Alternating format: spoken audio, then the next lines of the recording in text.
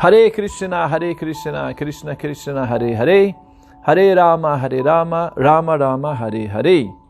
Ó energia suprema de amor divina, eleva-me, envolve-me, protege-me. Hari Bol. Então, vamos continuar com a segunda parte do passatempo do Senhor Nrsimhadeva. Eu estou usando essa bata preta e isso tem a ver com o passatempo. No final eu vou explicar por quê, né? Eu mudei de camisa, agora estou com a cor preta. Bom, então, Hiranyakashipu, né, a gente tinha parado, né, que ele saiu controlando tudo.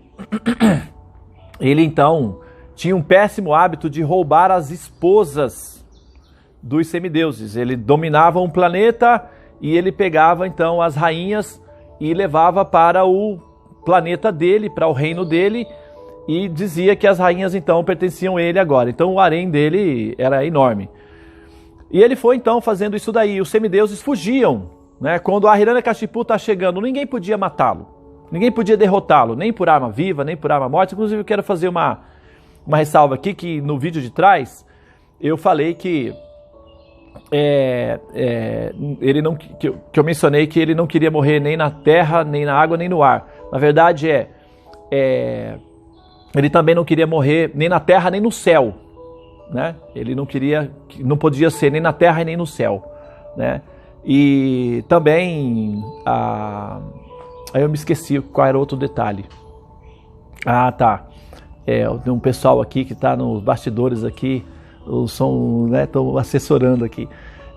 Não podia morrer nem em cima e nem embaixo, né? Tinha essa ressalva aí também. Tinha né? Essa condição, não podia ser nem em cima, nem embaixo, nem na terra e nem no céu. Bom, então Hiranyakashipu saiu controlando tudo e os semideuses ficavam desesperados e fugiam e voltaram lá até Brahma e reclamaram com Brahma: Senhor Brahma, que tipo de bênção você deu para Hiranyakashipu que ele se tornou imortal, ele se tornou indestrutível e agora ele está controlando tudo, dominando tudo e criando uma perturbação muito grande e roubando as nossas rainhas. Então, o que a gente faz agora? Bom, Brahma, então, né, verificou a situação e chegou à seguinte conclusão: nós estamos numa pior, entramos numa enrascada muito grande. Eu não dou conta de resolver esse assunto. Eu dei a bênção, né?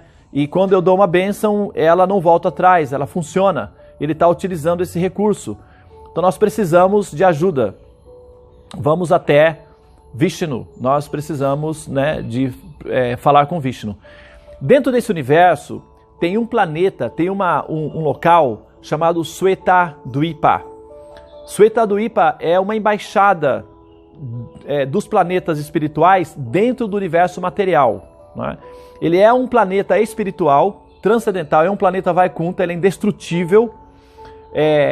Porque a configuração dele é transcendental, não é uma configuração tridimensional, não é baseado em matemática, é baseado num outro tipo de substância transcendente e não se destrói quando o universo se decompõe. Então essa região é uma embaixada de Vishnu, chama-se Swetadvipa. Então existe aí um oceano que é feito de um líquido semelhante ao leite, né? Chama-se Oceano de Leite, e nesse local no centro tem uma ilha. Dvipa significa ilha, né? No local onde nós moramos era Mayapur e havia ali 9 ilhas. Uma delas se chamava Navadvipa. Depois tinha outra, Bhadradvipa. São várias ilhas. Então Dvipa significa ilha. Navadvipa significa a região de 9 ilhas, né? Nava 9. E esse local chamado Swetadvipa é uma ilha que fica cercada por um líquido que é um líquido semelhante ao leite, se chama Oceano de Leite. E nessa ilha tem um palácio onde reside uma expansão de Vishnu, onde uma expansão de Vishnu está sempre ali presente para dar assistência, né, aos seus auxiliares, que são os administradores do universo, quando há uma emergência que justifique, né, essa audiência. Então os semideuses, para conseguir a audiência de Vishnu, lembrando, né, para aqueles que não sabem, que Vishnu é a suprema personalidade de Deus, não é? É o Senhor Supremo, absoluto. Então ele gera primeiramente Brahma e transfere a Brahma os dados, né, necessários, mediante os quais Brahma, se utilizando desses dados, vai conseguir então gerar, não é, o universo, vai produzir o arquétipo, esse é o esqueleto do universo, as formas universais, e as entidades vivas então vão se apropriar dessas formas, ou elas serão apropriadas por essas formas e passarão a viver como se fossem essas formas. Esse é o mecanismo. E Vishnu se expande numa forma, essa forma chama-se Kshiro da caixa e Vishnu. Kshiro significa leite, então é a forma de leite, a forma de néctar de Deus. E essa forma reside nesse planeta, dentro do universo material, que é uma embaixada dos planetas transcendentais, né? Você sabe como é que funciona uma embaixada, para aqueles que não sabem é assim. Por exemplo, se aqui tem o Brasil, e aí tem uma embaixada da Alemanha no Brasil. Então aquele prédio onde funciona a embaixada da Alemanha no Brasil é a Alemanha. Ali dentro funcionam as leis da Alemanha e não as leis do Brasil. Então se, por exemplo, se no Brasil tem uma lei que diz que não pode beber, mas se na embaixada da Alemanha diz que, nas leis da Alemanha diz que pode beber, então você pode ir para a embaixada da Alemanha beber, que não é contra a lei. Você vai estar bebendo dentro de um outro país, que é a Alemanha, mas que está dentro do Brasil. Então uma embaixada funciona dessa forma. As leis que regem ali são leis da origem do país em que aquela embaixada representa. Então, Shweta-dvipa é um planeta transcendental, Vaikunta. As leis que regem aquele ambiente são as leis transcendentais e Vishnu reside ali. Então, os semideuses, para se aproximarem de Vishnu dessa forma, precisam convencê-lo, né, de que essa audiência é necessária. Então, normalmente eles fazem isso através de Jágyas, hoje, por exemplo, nós vamos realizar aqui um Jágya com 5 arenas de fogo, não é? E essas arenas, esses mantras, são a forma que os devotos têm de atrair ou invocar a presença do Senhor Supremo, na forma de Nrsimhadeva. Então, é a forma que é orientado para que os sacerdotes, os sábios, consigam, então, mediante determinados processos e técnicas, convencer o Senhor Supremo de que aquela audiência é importante, de que aquele momento é necessário a presença dele. Então, tudo é uma questão de seduzir, num certo sentido, o Senhor Supremo para que ele apareça. Os processos não são mecânicos, nem obrigatórios, nem automáticos. Tudo tem que ser através de uma conquista, né? E conquistar a presença de Deus ou invocar a presença de Deus requer uma série de comportamentos e observações que devem ser vivenciados para que essa audiência seja então realizada. Os semideuses, eles se aproximam da praia, não é? Onde fica essa ilha, e ali então eles começam a realizar jágyas, cerimônias védicas, entoar mantras e praticar austeridades, não é? E ao mesmo tempo eles colocam então, mediante as suas emoções e a sua consciência, o problema que deve ser resolvido e que eles próprios já não são capazes de resolver. Esse é o método. Primeiro nós tentamos resolver os nossos próprios problemas, nós nos esforçamos ao máximo. Quando esgota todas as nossas possibilidades, aí é o momento de nós então irmos até Deus e pedir aí, né, a ajuda do alto. E é assim que os semideuses então procederam. Eles esgotaram os recursos, tentaram lutar com Hiranyakashipu, não conseguiram, perderam todas as batalhas. Brahma viu que a situação era desfavorável, não tinha condições de vencer Hiranyakashipu, então foram todos para a ilha para então conseguir a audiência de Vishnu. Bom, chegando lá então realizaram os protocolos e depois de algum tempo o Senhor Vishnu, devido à sua compaixão, né, pelos seus devotos, apareceu para eles nas águas do oceano. E então, flutuante, né? Imagina aquela cena, Vishnu com seus 4 braços refulgentes, né? e com ornamentos dourados de pedras preciosas, com um sorriso gracioso nos lábios e um olhar compassivo e sóbrio e bem-humorado, perguntou aos semideuses: meus queridos filhos, uma vez que vocês estão aqui, significa que algum problema sério está diante de vocês, não é? Por favor, expliquem-me. Ele já sabia de tudo, ele era o Senhor Supremo, onisciente, mas para dar a oportunidade de interação, não é? Ele perguntou aos semideuses o que os trazem aqui, como posso ajudá-los, ou seja, como posso servir os meus queridos. Os semideuses então começaram a se lamentar, falar não, porque a coisa está feia, e começaram a falar, não é tudo aquilo que a gente fala quando estamos diante de Deus. Ele então ouviu e falou: muito bem, vamos resolver isso. Voltem para os seus locais e aguardem que o meu devoto escolhido, eu elegi, né, dentre os devotos mais exaltados, eu elegi um que é muito querido ao meu coração e ele vai me ajudar a resolver esse problema. Eu não faço nada sozinho, eu só faço acompanhado dos meus devotos e uma vez que vocês, semideuses, não conseguem resolver isso, é preciso que um devoto Vaishnava purifique o ambiente aonde o passatempo vai ser realizado. Então, o meu devoto vai primeiro e depois eu vou na sequência.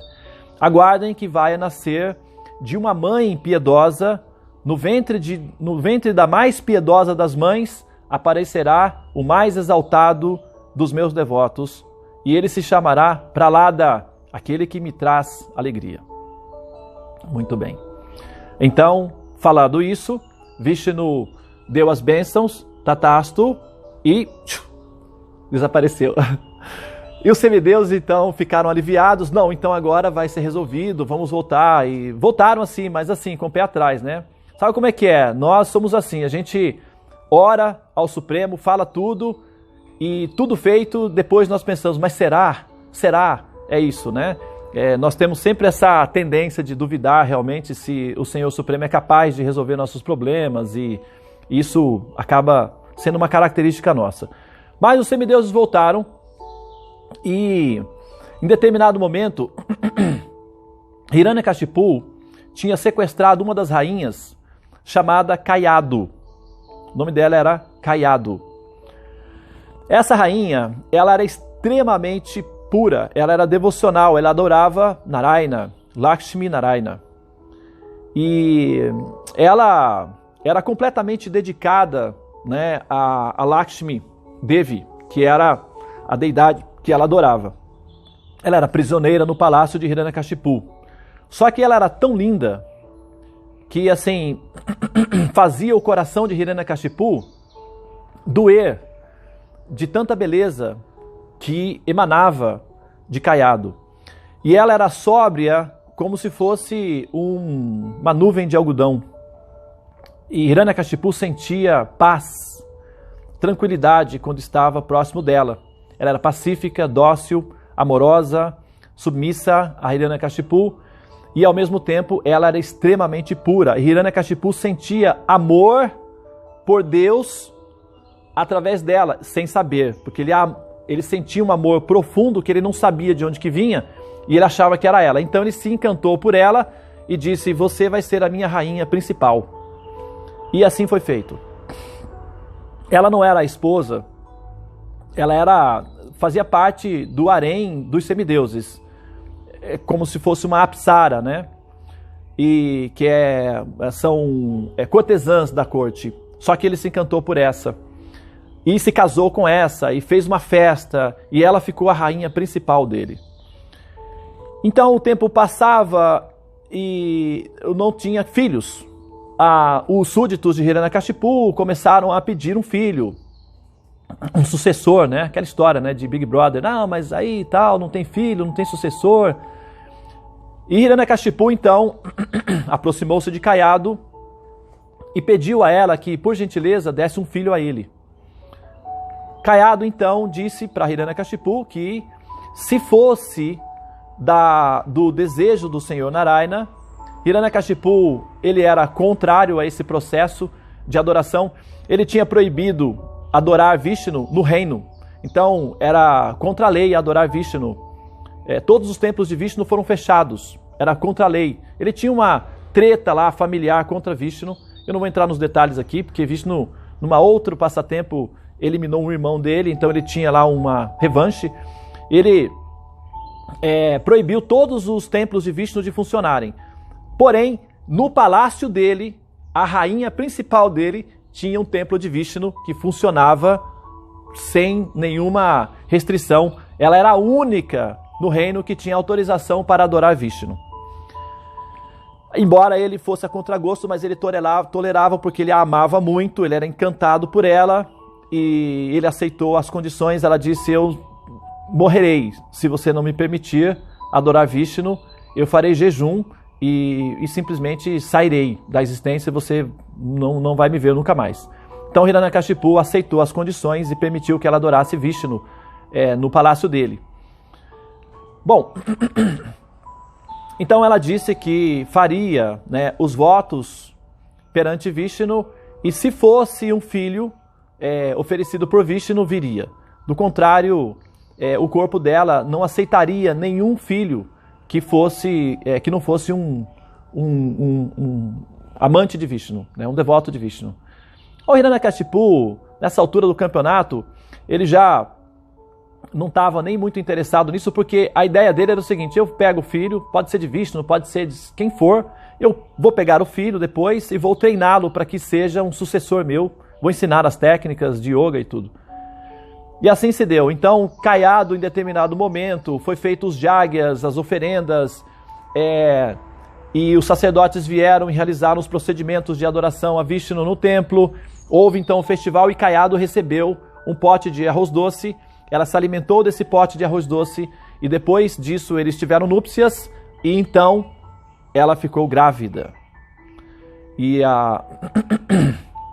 o filho, os semideuses vinham, porque os semideuses eles ficavam rastreando para ver quando é que nasceria o devoto que Vishnu tinha mencionado. E eles não conseguiam identificar. Quando eles começaram a perceber, não é, movimentos auspiciosos no céu, então eles foram meio naquela direção, exatamente como os reis magos fizeram para encontrar Jesus, né? Eles tinham conhecimentos técnicos da astrologia, de como é que funciona as posições astrológicas, e identificaram que havia uma situação favorável e foram naquela direção e acabaram encontrando o menino divino, né? O Mestre Jesus. E os semideuses, eles usaram essa mesma técnica. Eles verificaram que haviam sinais auspiciosos no céu e foram naquela direção e encontraram ali, em um dos palácios de Hiranyakashipu, a rainha Caiado grávida. E perceberam que dentro do ventre da rainha emitia uma luz que era semelhante à luz que saía do corpo de Vishnu, que era uma luz que saía do palácio de Vishnu. Então, eles identificaram que aquele brilho no corpo de Caiado não era um brilho de um semideus, senão que um brilho de um ser divino. E eles vinham à noite escondidos para adorar Caiado, né? Trazia oferendas e adoravam Caiado, que era a rainha de Hiranyakashipu, que estava grávida. Então ela, né, o ventre dela cresceu e ela ficava semelhante a uma lua cheia e brilhante. E onde ela passava, é como se ela fosse um holofote de brilho, porque ela brilhava em todas as direções. Era o menino que estava no ventre dela e ela decidiu chamar essa criança de Pralada, que significa aquele que trará alegria. Hiranyakashipu não foi contra, porque do ponto de vista dele, esse sim será o meu Pralada, ou seja, ele me trará muita alegria. Só que o que Caiado manteve em segredo o nome, aquele que trará alegria para Vishnu. Isso ela não mencionou, para não gerar problema familiar, aquela coisa, né? Ela deixou em segredo. E Hiranyakashipu ficou feliz com o nome. Então o menino se chamaria, a criança se chamaria Pralada, aquele que dá alegria, não é? Aquele que traz alegria. E assim foi quando a criança nasceu. Então verificou-se que era um menino, aí se falou que seria Pralada, se realizaram todas as cerimônias e Pralada então apareceu no palácio de Hiranyakashipu. Eu vou interromper esse vídeo aqui e nós vamos abrir nas cenas dos próximos capítulos Aqueles que quiserem, estão interessados em saber o que acontece a partir de agora, vai ter que me aguentar um pouco mais, ok? Então, Hare Krishna e até a próxima gravação.